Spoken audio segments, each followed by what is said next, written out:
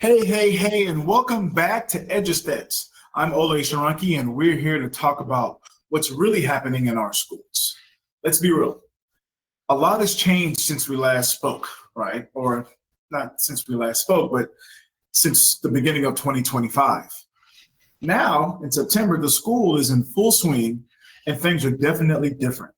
So for this episode, we're diving into the biggest issues affecting us. The students. Right now in 2025, we're talking about things that have become major topics and what you need to know about. So let's get into it. Before we do that, I want to just say hi to Festus. Festus, how you doing today? Doing excellent, man. Doing excellent. Glad to be here. Wonderful. And of course, we have our in-house doctor, the one and only Dr. Crawford. Dr. Crawford, how you doing today? Hey, fellas, I'm doing good. Happy to be here with you guys. Wonderful. Happy, as always, to have you in with us as well.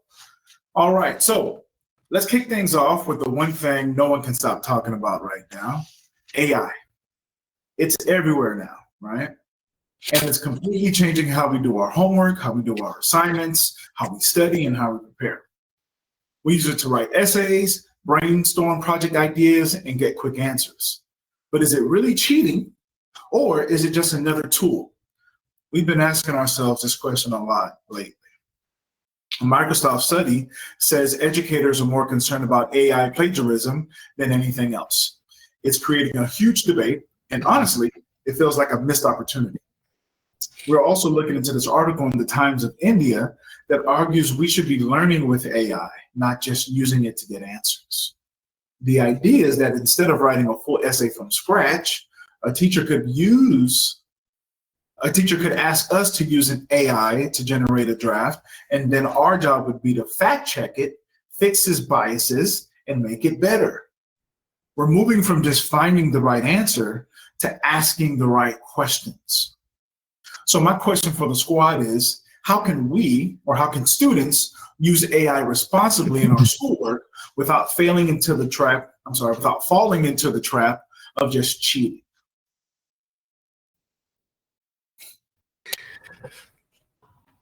Want to take that first, Doc?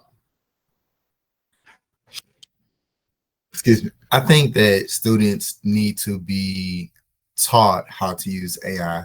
Before students need to be taught how to use AI, the teachers need to learn to accept it, adopt it, and how to best implement it, right? So that way the instructors and teachers can understand it and not fear it.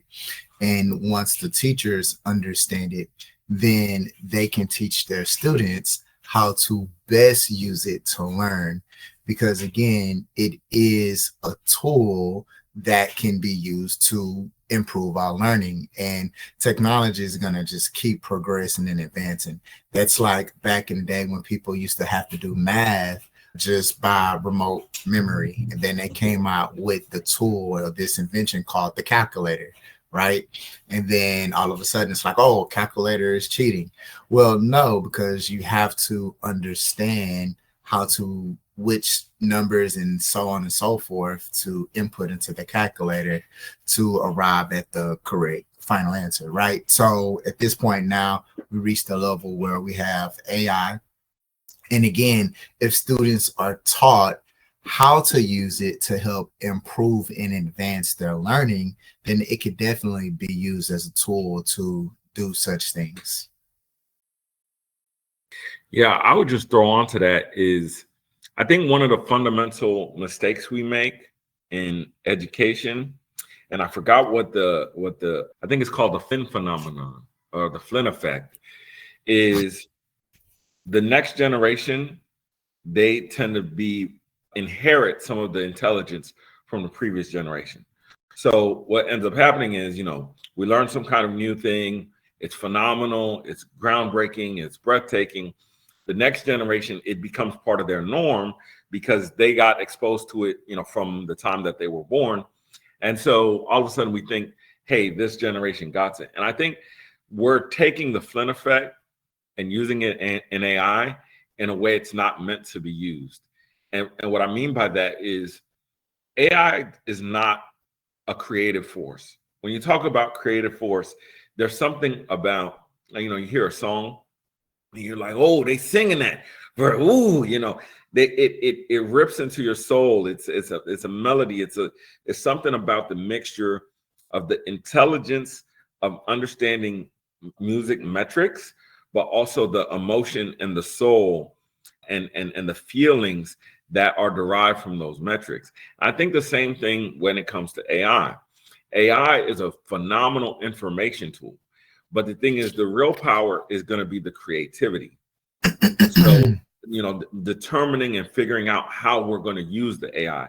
And I think that's kind of the things we need to look at students and really develop, because it's not just using AI as a tool, it's understanding the level of creativity that's within each student that needs to be pulled out. And so to me, that's the thing I think is we're not really looking at in some of these data sets and trying to reverse engineer everything, trying to look at statistics and data, is that, hey, it's great that these people made AI, but what about you? What are you going to use it for? What are your hopes, your goals, your dreams? And I feel like that, back in our day, just like you said, Olay, they said, oh, you ain't gonna have no calculator. You ain't gonna have this. You ain't gonna have that. Now look at these phones. When the teacher should have said, hey, be creative, try to develop things. Yes, you might not solve the problem the same way we want everybody to solve it. You're solving it your own way, but you need to know these ways that we're telling you to solve it and be creative on your own, because you can, you might be able to be the next man on the moon. But I know sometimes we look at those students and they're not answering the questions we want the way we want them to answer them. And then we're like, man, I don't know if this person's going to make it. So that's my 2 cents regarding the AI piece. Yeah, thank y'all both for what y'all said. As you were talking, one of the things I thought about when Dr. Crawford was talking about was how for a lot of teachers, I could definitely see how AI is the boogeyman. How AI is just seen as something that a student is going to use in a negative sense to take advantage somehow, some way. But to both of y'all's point, I think, we have to be able to be creative. We have to be able to teach our students how to use AI for your benefit. And I think that also goes like being able to create opportunities to allow our students to hone in on that creativity, right? It's using that creativity to solve problems, to be critical thinkers. And I think that's a huge way we have to look at it. I still remember my last year of teaching, it was just coming out, but it was like I think people were still looking at it like a really cool version of Grammarly. I don't think they were really seeing how, you could really use it. It was like, oh, it's like Grammarly Squares. Like, there's a lot more than Grammarly Squares. It's like, you could do whole projects, and, presentations based off of this. But to your point, I think the creativity, you don't want young people, our students, to lose that creativity. So really good point. All right, next we need to talk about mental health. We all know it's been a massive deal since the pandemic, but what's the latest? Saw a study in 2025 from the University of Michigan that shows some promising trends. It reports that depression and anxiety symptoms among college students have actually gone down for the 3rd year in a row. That's great news, right? But is that the whole story? The same study says that while fewer students are dealing with severe symptoms, they aren't necessarily feeling more psychologically well either. And the CDC points out that nearly 20% of our teens still report having persistent feelings of sadness or hopelessness. So we're not as depressed, but we're not exactly flourishing. For some students, especially in communities dealing with specific crises like the Maui wildfires, the fires in LA, and other regional issues, the mental health needs are still huge and resources are still hard to find.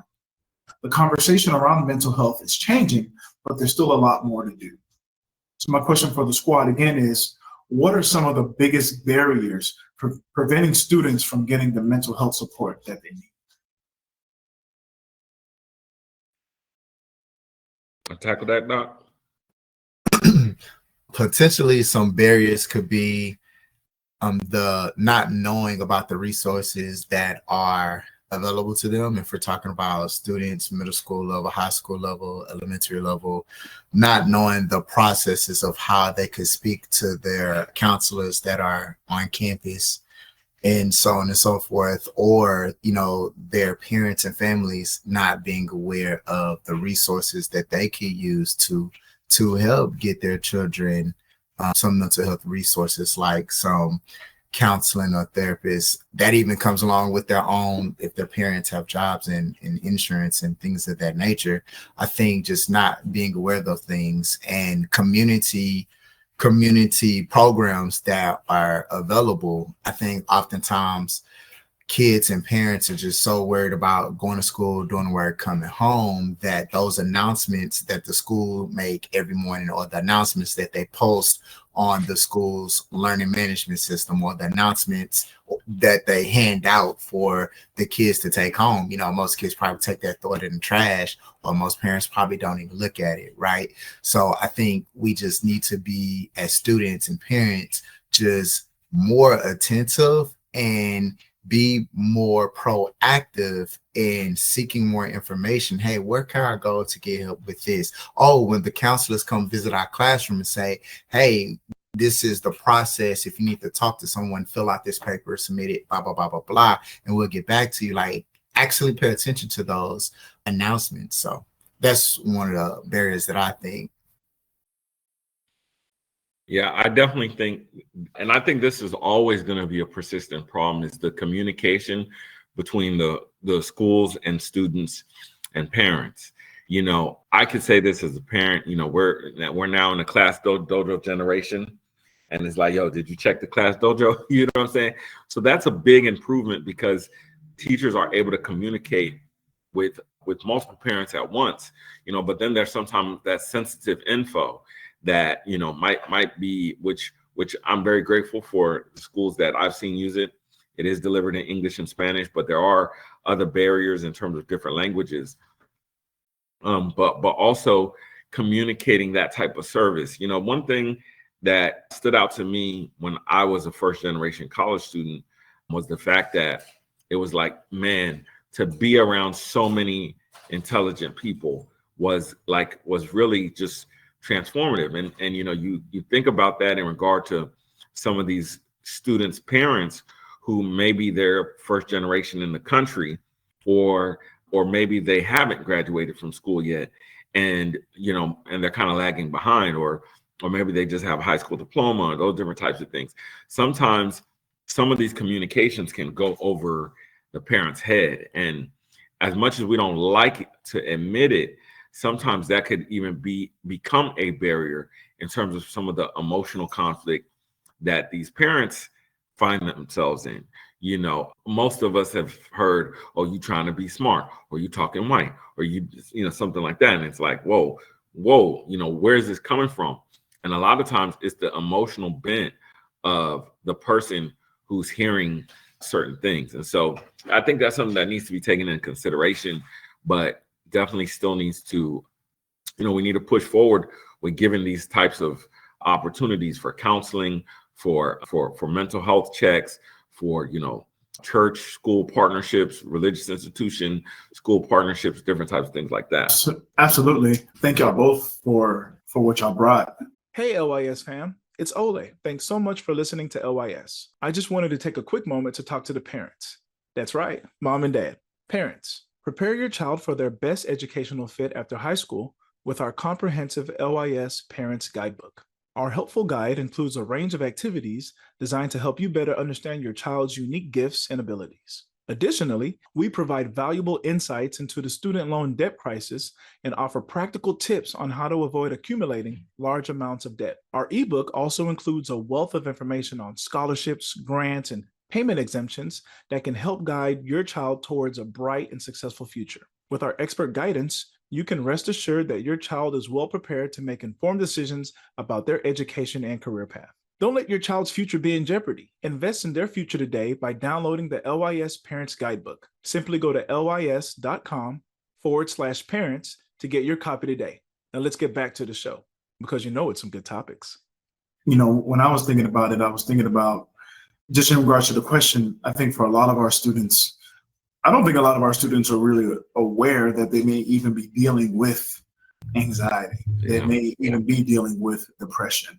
I think when you're in a constant state of depression, or you're in a constant state where you're living in an area that just heightens your stress levels, or you're dealing with, with trauma of any sort, it's very easy to just put those things behind and just try to function on a day-to-day basis, right? You're not thinking about the fact that you're constantly in a bad mood, you're constantly short, you're not unwilling to open up with anyone, you constantly have negative thoughts or fears of hurting yourself, of hurting others. That's not normal, right? And so you really have to start thinking about those things. So I think awareness is key. I think fear is key. I think a lot of our students are dealing with fear. I think we live in a generation right now, or at a time, when so many people's actions and beliefs and just ways that they look at life are just based off of fear.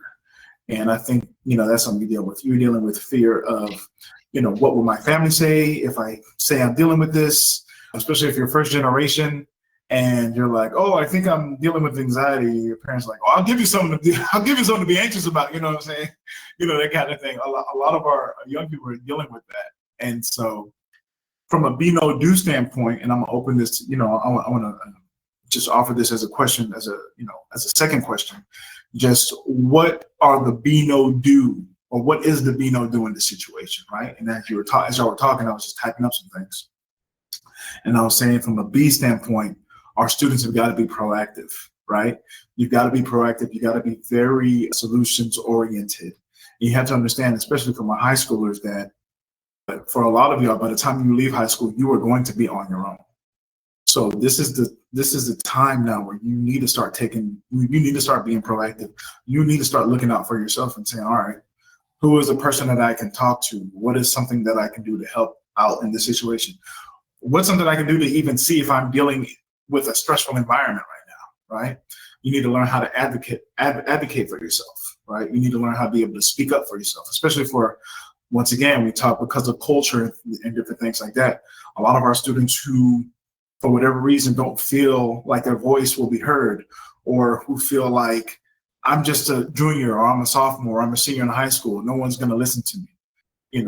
Learn to advocate for yourself. Learn to go out and find the information that you need to find, and find those who are going to be in your corner to help you out. You got to learn how, and with that, you got to learn how to be somewhat studious. You have to learn how to read and study and understand these things.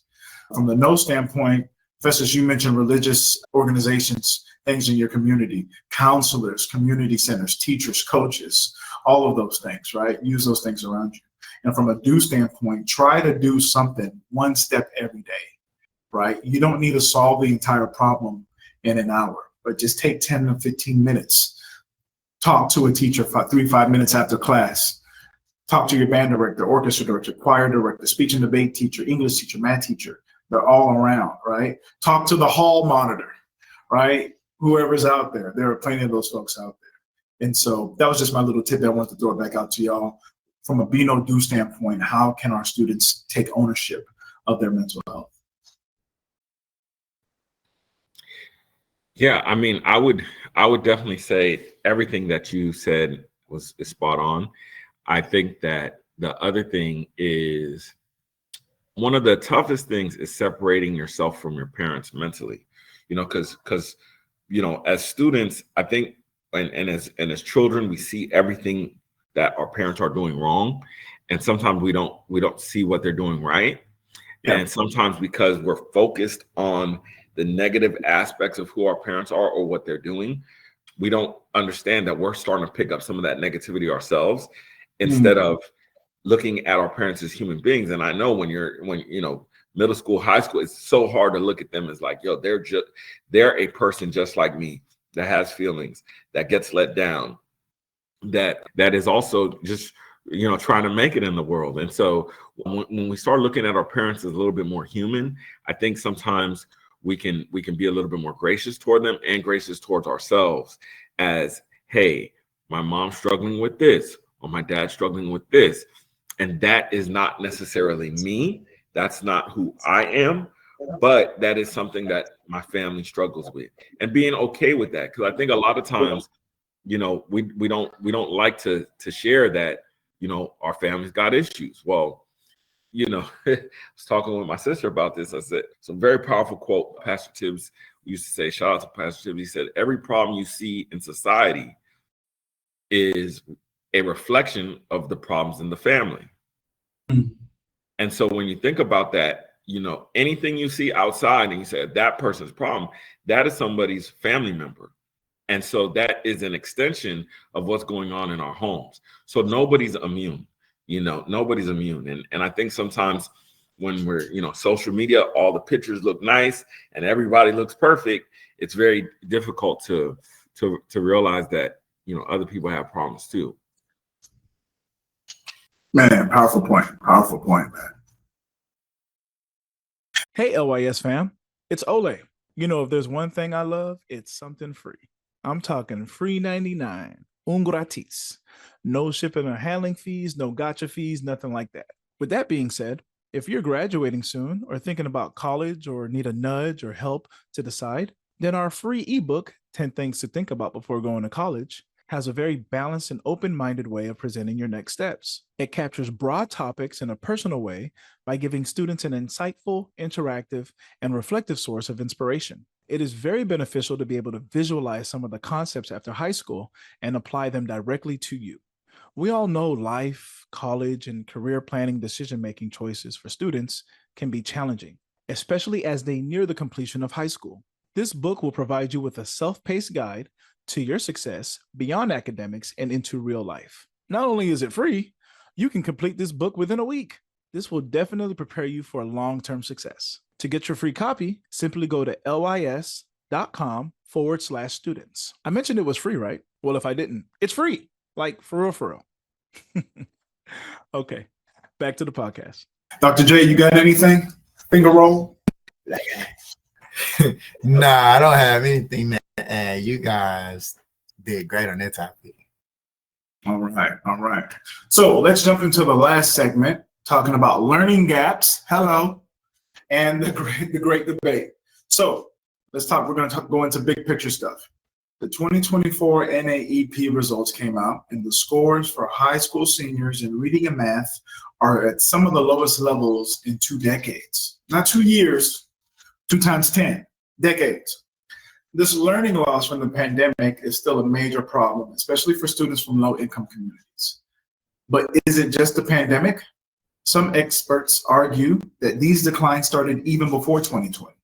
They point to things like increased screen time and smartphone use as a distraction. In fact, some states like Texas, where we live, are now banning personal devices during the school day. This all ties into a huge debate happening right now. Should we have the same education standards everywhere, or should it be up to our local communities? The new education secretary, Linda McMahon, oh my gosh, stutter, is a big supporter of this idea, putting more control into the hands of parents and local communities instead of having a one-size-fits-all federal approach. So my question for the squad is, do you think the move toward local control over education is a good thing for students, or will it create more problems?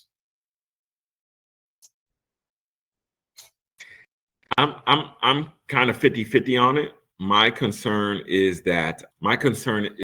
when you get that local control, as long as there's some federal oversight, because we know how far we've come. We know that there are still local communities that are, just being honest, that they're still full of bigotry, they're still full of racism, they're still full of, and some of the local communities are just behind in technology and different types of things like that. So as long as there's some sort of federal oversight that doesn't necessarily lead to federal overreach, then to me, I do think that there's some benefits of thinking locally and trying to solve things locally, because sometimes it's when you're closer to a problem, you understand it better.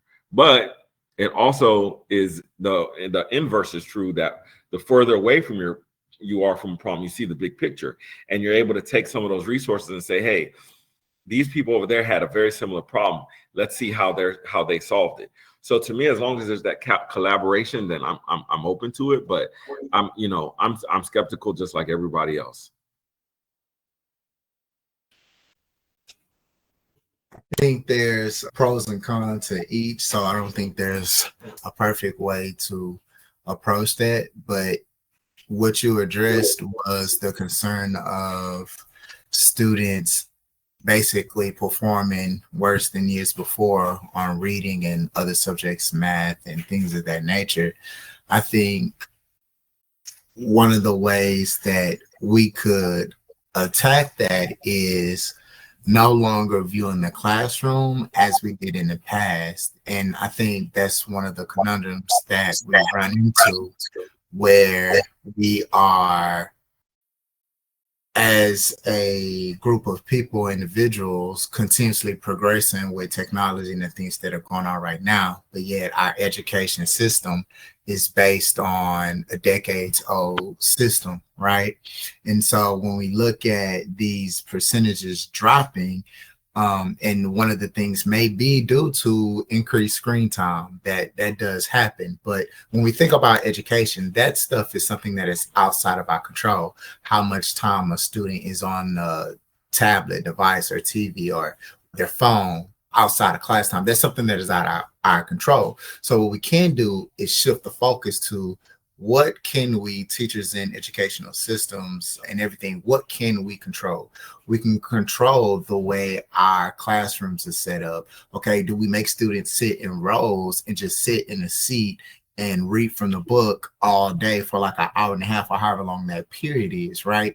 That's outdated. If our students are exposed to this technology at home that are out of our control, then that means their attention span is becoming more short and more short. So now we need to be wise and be proactive as educators and adjust our instructional model to where we could reach these kids in a way that is meaningful or engaging to those groups of individuals.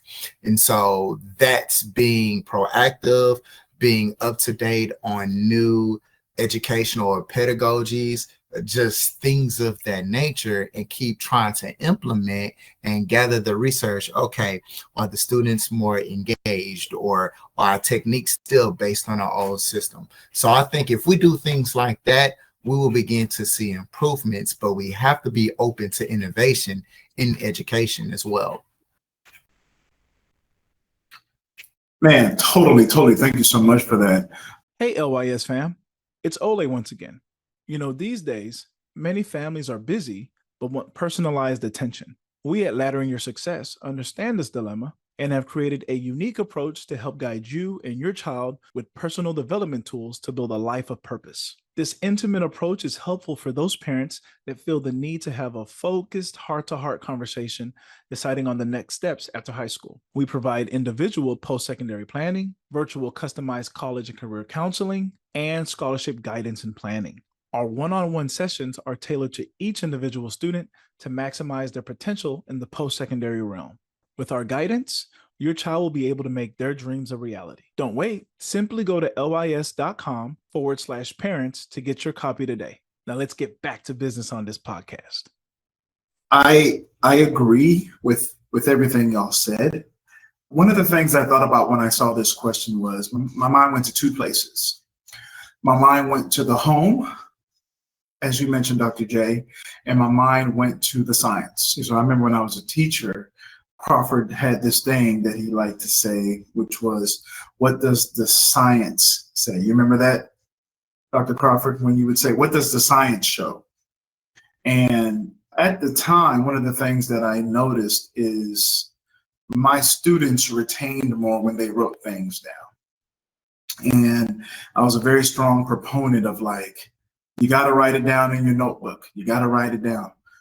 The repetition, right, of just writing down, the motor action of writing and seeing what you're writing is so beneficial. And I thought to my last 2 years of teaching, when all my students were doing was they were just inputting work into the computer. They were just inputting work. And I really wondered if they were retaining what they were learning. And I did a little bit of research and I saw that there was some studies that showed that they do retain more when they're writing things down. I met a man a couple of weeks ago who started a private Christian school, and he said, we're old school with it. All of our students write things down. But again, to your point, Dr. J, if you're able to have updated resources from a digital standpoint that are able to help our students retain, I'm all for it. But at the end of the day, that's one thing I think about, right? Just, are you putting the best tool in that student's hands, right? The second thing I think about is the home. So Festus, you made the statement that you're looking for problems in society. Those are a reflection of the things that are happening at home. And I really, I'm not a fan of government going into people's homes, but I am a proponent of people making the most wise decisions, right? And if you look at a lot of the variables that are common in a lot of low SES homes, one of the things that I see that always gets me not riled up, but it makes me sigh a little bit, is the number of like single parent homes that I see. And when you bring that conversation up, are we understanding truly the importance of that? Now, I'm not saying that that's going to be 100% predictor of success for our students, but it is one of those things where we have to ask ourselves, are we looking at ourselves in the mirror? Are we really making the right decisions when it comes to giving our students the best environment? Does that make sense? I'm with you. Yeah.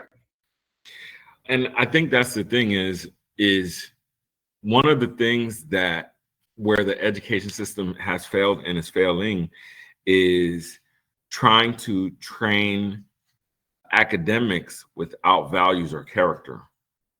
And I know, shout out to Texas, what's it, HB 1295, I think it is, where they're trying to bring character back into the classrooms. And I think that's the real sticky part when you're talking about educating character is who says what character is good. And I think, in my view, there are things that are eternally good throughout time. Courage, wholesomeness, being helpful, being a good citizen. That stuff helps everybody, no matter what, no matter when. But I think sometimes what concerns people is when outside values are being imposed, and I think that's what we're seeing being fought out right now across the nation, is that there's a difference in value system, but because we're not talking to each other, we're not really finding out what those differences are. And then how do you integrate that into the school day, especially in the format? And I like what Dr. Crawford said was, hey, in the classroom, there's things the teacher can do. Well, in the same way, when you think about it, values and character are not displayed sitting down in rows. They're displayed when, somebody helps the old woman across the street. They're displayed when somebody says, hey, you got $2, I got $2. Let's go ahead and put it together, buy the peanut butter and jelly, and then we could all eat sandwiches. They're displayed when, somebody sacrifices for somebody else's betterment. And so sometimes you could see microcosms of that in the classroom, where somebody's sharing a pencil, somebody's sharing, a piece of paper, something like that. But I think also we get to the point where it's beyond, where it's like, okay, all the parents have to buy school supplies and everybody's sharing the school supplies. And it's like, okay, so I'm buying that kid's school. So, okay, I get it. They need his school supplies too. But then it goes to a point where somebody says, I don't have to carry anything out. I don't have to take on any responsibility or accountability because somebody else is going to do it for me. And that's where I think we're kind of failing ourselves and really need to have this discussion. Absolutely. I love it. Very, very good points. So did anyone have anything else they wanted to drop in? Dr. J, did you have anything you wanted to drop in before we close out? No, I did.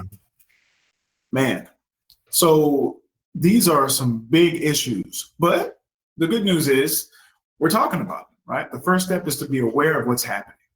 If you're struggling with any of these issues, please talk to a teacher, counselor, or a trusted adult. For more resources and a look at the data, please check out the links in our show notes, okay? Remember, education isn't just about grades, it's about navigating a constantly changing world. So with that being said, that's it for our episode of Edu Steps. Until next time, walk in purpose, explore your world, and level up your life. Remember, if you visit ladderinyoursuccess.com, you can get our free ebook, 10 Things Every Student Should Know Before They Leave High School. Also, be sure to email info@ladderinyoursuccess.com to join our free community on WhatsApp, not just for students. We have one for parents and we have one for educators. All right. So as always, thank you so much for listening to this latest episode of Edu Steps. Festus, my good sir, give us the phrase that pays. So listen, there are legitimate excuses for not going to college. There's no legitimate excuse for not getting an education. Thank you for listening to this episode. If you like what you heard, you know you got to hit that like button. If you know somebody who needs to hear this, go ahead and hit the share button. And if you think, man, these guys are phenomenal, hit the subscribe button. So we'll see you at the next episode. Be blessed.